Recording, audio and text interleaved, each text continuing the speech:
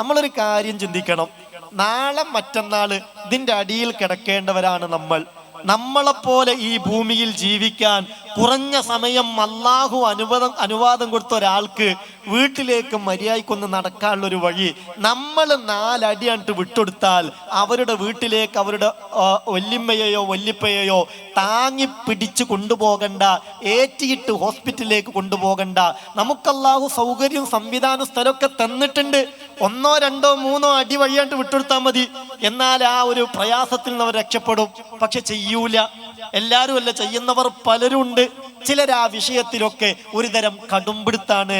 നാളെ ഈ സമയത്ത് ഒരു പക്ഷേ നമ്മളെ മയ്യത്ത് കുളിപ്പിക്കലും കഴിഞ്ഞ് കഫൻ ചെയ്യലും കഴിഞ്ഞ് നിസ്കാരവും കഴിഞ്ഞ് ഇതിന്റെ അടിയിലെത്തിയിട്ടുണ്ടാവും. ചോദ്യം നടക്കുകയായിരിക്കും, എടോ ഉമർ റബ്ബുക്ക വമൻ നബിയുക വമാ ദീനുക വമാ ഖിബിലതുക. ഇല്ലാന്ന് സധൈര്യം പറയാൻ ആർക്കാ കഴിയ? അതിലേക്കു 2 മലക്കുകൾ ഉണ്ടെന്നതും മുൻകരനക്കീറെന്നാണ് നാമം എന്നതും കണ്ടാൽ വിറക്കും രൂപമാണവർക്കുള്ളതും എന്നും ഹദീസിൽ തന്നെയാ പറയുന്നതും. റബ്ബേതു നബിയേ ദാനി ദീനും മേദാ, ചോദ്യം ഇതാണതിനുത്തരം ചെയ്യേണ്ടതാ. നമ്മൾ ഒരു പക്ഷേ നാളെ സമയത്ത് ഖബറിൽ ചോദ്യം ചെയ്യപ്പെടുമായിരിക്കും. അള്ളാഹു ആഫിയത്തോടുള്ള ദീർഘായുസ് തരട്ടെ. അപ്പൊ നരകം അള്ളാഹു ഹറാമാക്കുക ആർക്കെന്നറിയോ? ഈ മനുഷ്യരുമായി ബന്ധപ്പെട്ട വിഷയത്തിലൊക്കെ കുറച്ച് ഹൃദയ വിശാലത കാണിച്ചാൽ അള്ളാഹു നരകം ഹറാമാക്കും.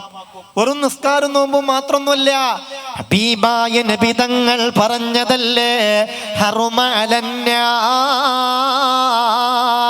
കുല്ലു ഹയ്യിനിൻ ലയ്യിനിൻ സഹിലിൻ ഖരീബിൻ മിനന്നാസ്.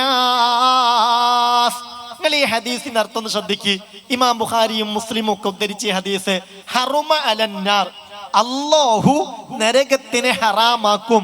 കുല്ലു ഹയ്യിനിൻ ലയ്യിനിൻ സഹിലിൻ ഖരീബിൻ മിനന്നാസ്.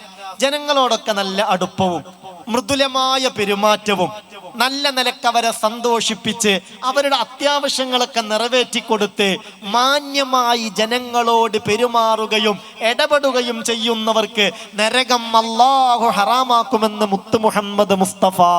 നിങ്ങൾ 1, 2 അടി വഴിയങ്ങ് കൊടുത്താൽ അയൽവാസിയുടെ വീട്ടിലേക്ക് റാഹത്തായി പോകാൻ കഴിയുമെങ്കിൽ അല്ലാഹുക്ക് വേണ്ടി ഒരടിമക്കായി ചെയ്യാൻ കഴിയുന്ന ഏറ്റവും വലിയ സൽക്കർമ്മമാണത്.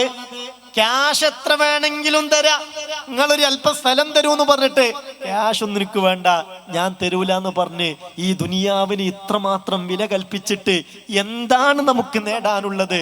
നമ്മൾ ആലോചിക്കേണ്ടതുണ്ട്. അള്ളാഹു എല്ലാവരോടും ഏറ്റവും നല്ല നിലയിൽ പെരുമാറുന്നവരിൽ നമ്മൾ പെടുത്തി തരട്ടെ.